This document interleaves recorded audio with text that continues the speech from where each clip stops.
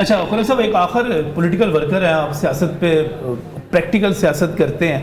آپ ایک مرتبہ پھر پیپلز پارٹی کے ساتھ الائنس کر لیں گے، آپ کی نمبر گیم آپ کی پوری ہو جائے گی، آپ بالکل آپ کا مینڈیٹ بنے گا، آپ حکومت بنا لیں گے، لیکن میں اس کو نمبر گیم سے پولیٹیکل سچویشن کی طرف آپ کو لانا چاہ رہا ہوں۔ اس کے بعد اپوزیشن میں کون ہوگا؟ صرف پی ٹی آئی، اور آپ پی ٹی آئی کو وہی روم دیں گے، وہی جگہ دیں گے کھیلنے کے لیے جو آپ نے 16 ماہ کی اپوزیشن میں دی۔ وہ تو زیادہ اگریسو ہو کے، زیادہ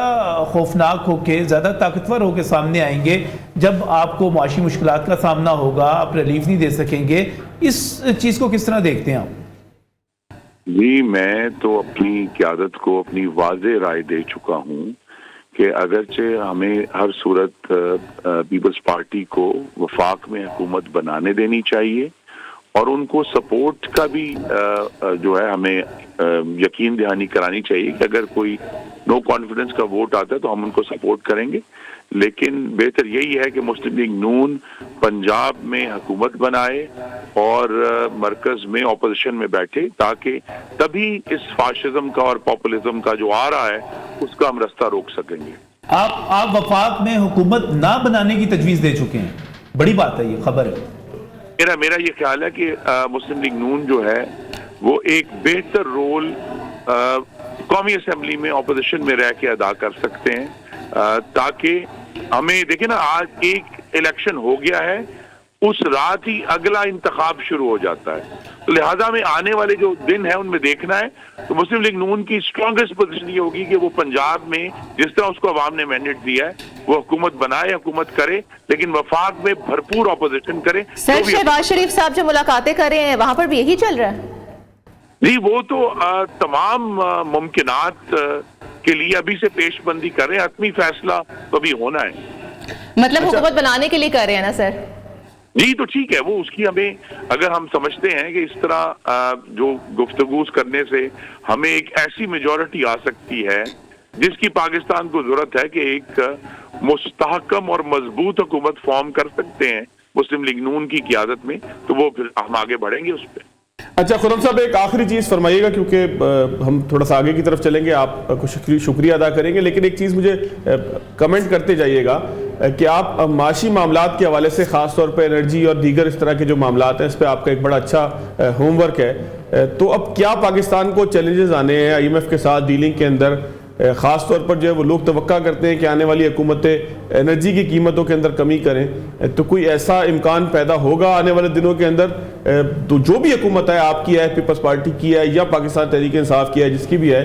وہ کیا چیلنج فیس کرے گی اس طرح کے تقسیم مینڈیٹ کے ساتھ؟ جی، یہی سب سے ہمارے لیے تشویشناک پوری قوم کے لیے ہے کہ اگر ایک جماعت کے حق میں واضح اکثریت آتی سامنے اور وہ مضبوطی سے حکومت بنا سکتے تو پھر وہ مشکل فیصلے بھی لے سکتے تھے، لیکن اب جس طرح کی ایک کولیشن گورنمنٹ بنے گی، مشکل فیصلے لینا اور مشکل ہو جائے گا، اور بہت بڑا چیلنج ہوگا نہ صرف انرجی پرائسز کا، بلکہ آج جو کہ شرح جو سود ہے وہ بہت ہائی ہے، اس سے بزنس افیکٹ ہوا ہے، اور انرجی کی قیمتیں کم کرنے والا معاملہ بھی ایک بہت بڑا چیلنج ہوگا۔ یا تو اس کے لیے پھر پاکستان کی جو ڈیولپمنٹ فنڈز ہیں جو وفاق کے، انہیں بہت کم یا تقریباً نہ کرنا پڑے گا، تبھی کوئی ریلیف دیا جا سکتا ہے، اور یہ جو بہت بڑا فیصلہ ہے وہ اس حکومت کے لیے مشکل ہوگا۔ خرم دستگیر صاحب، بس یہ بتائیے گا کہ آپ کی شکست کی وجہ کیا بنی؟ کیا چیلنج کریں گے شکست کو؟ جی نہیں، میں تو اس پر ہم غور کر رہے ہیں، تمام نتائج جو ڈیٹیل ہے اس کا غور سے جائزہ لے رہے ہیں، تو مینلی اس وقت تو یہی نظر آ رہا ہے کہ جو مسلم لیگ نون کا ووٹر ہے کم از کم اس حلقے میں، وہ اس بھرپور توانائی سے باہر نہیں آیا جس کی توقع تھی۔ ٹھیک ہے سر، بہت شکریہ۔ ہمارے ساتھ مسلم لیگ نون کے سینئر سیاستدان اور سینئر رہنما موجود تھے خرم دستگیر۔ سر بہت شکریہ، آپ نے قیمتی وقت دیا۔ ہمارے پینل میں موجود ہے ہمارے ساتھ ہیں سردار اعظم رشید صاحب، جو کہ سینئر سیاستدان ہیں، سیاسی تجزیہ کار ہے اور ماہر معیشت بھی ہے، ان سے بات کرتے ہیں۔ سردار اعظم رشید صاحب بہت شکریہ، آپ نے قیمتی وقت دیا۔ سر آپ نے گفتگو ملاحظہ کی، ان کی کیا کہتے ہیں خرم دستگیر صاحب نے جو باتیں کی، آپ کو وہ کہاں تک آپ ان سے متفق ہیں، اور کیا لگتا ہے آگے حکومت میں کون آنے والا ہے؟ دیکھیں جی، خرم دستگیر صاحب کی جتنی بھی گفتگو ہے وہ ظاہر ہے ان کا اپنا پوائنٹ آف ویو ہے ان کی پارٹی کا، تو میں آپ کو تھوڑا سا اس کا اوور آل بتانا چاہتا ہوں، تجزیہ دینا چاہتا ہوں کہ پاکستان میں جب پاکستان بنا اور پاکستان بننے کے بعد چلیں ایوب خان سے ہم شروع کرتے ہیں،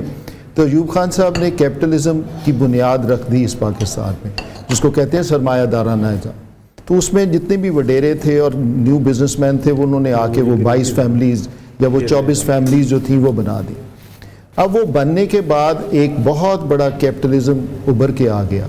تو اب جو مین پرابلم تھی وہ یہ تھی کہ جی اب بھٹو صاحب جب تشریف لائے تو انہوں نے اس ووٹ بینک کو کہا اور اس ووٹ بینک کو پکڑا جن کو آپ کہتے ہیں کہ مزدور طبقہ تھا، تو وہ کامیاب ہو گیا۔ پھر بھٹو صاحب کی ہینگنگ کے بعد جب نواز شریف صاحب آئے تو وہ درمیان کا پیریڈ تو ضیاء الحق صاحب کا پیریڈ تھا جس میں افغان وار کا ایک بہت بڑا سلسلہ تھا۔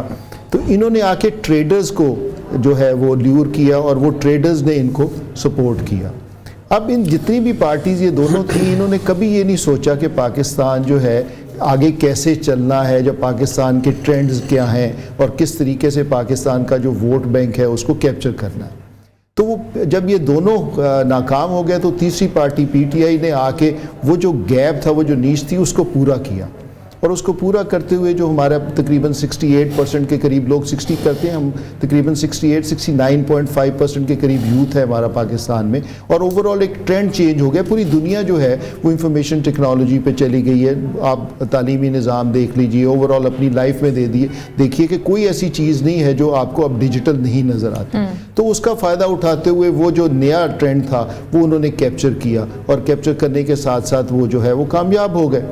اب یہ جو پاکستان کی جو بنیادی پرابلمز ہیں جو یہ بتا رہے ہیں دستگیر صاحب، میں ان سے متفق بالکل بھی نہیں ہوں۔ پاکستان کی جو پرابلمز ہیں اس میں مین جو پرابلم ہے، جو سب سے امپورٹنٹ ہے، وہ اس کی ایکسٹرنل پرابلم ہے، اس کی فارن پالیسی ہے، جس کی بنیاد پہ پاکستان کی انٹرنل پالیسی کو بنایا جاتا ہے۔ اب جو ایکسٹرنل پالیسی ہے جس کو آپ فارن افیئرز کہتی ہیں، وہ بیسیکلی سپر پاورز اس پاکستان کو چلاتی ہیں اور پوری دنیا کو چلاتی ہیں۔ اب ان کا سب سے بڑے ہیڈ کوارٹرز پاکستان میں ہے، یہاں بیٹھ کے وہ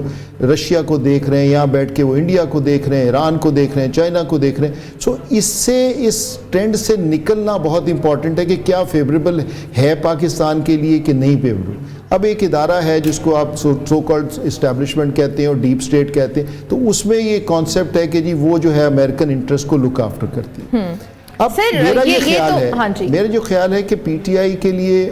جب پاکستان میں پی ٹی آئی نہ بھی ہو یا کوئی بھی اس کے لیے ہو، ایک ہی آپ کو سیگمنٹ ہے جو اس پاکستان کو بہتر کر سکتا ہے، اور اس پاکستان کو اس معاشی بحران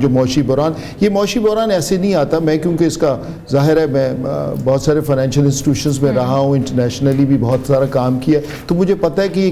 کیسے ملکوں کو دبایا جاتا ہے، ملکوں کو کیسے فائنینشلی کرپٹ کیا جاتا ہے۔ سر ابھی آپ دیکھ کیا رہے ہیں کون آنے والے آگے؟ میرا خیال ہے کہ جی اگر تو